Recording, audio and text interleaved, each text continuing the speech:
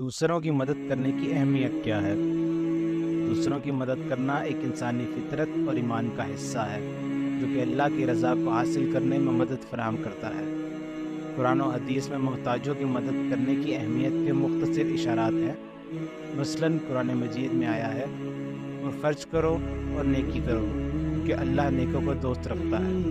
پیغمبر اسلام حضرت محمد صلی اللہ علیہ وآلہ وسلم نے بھی دوسروں کی مدد کرنے کی اہمیت کو زور دیا۔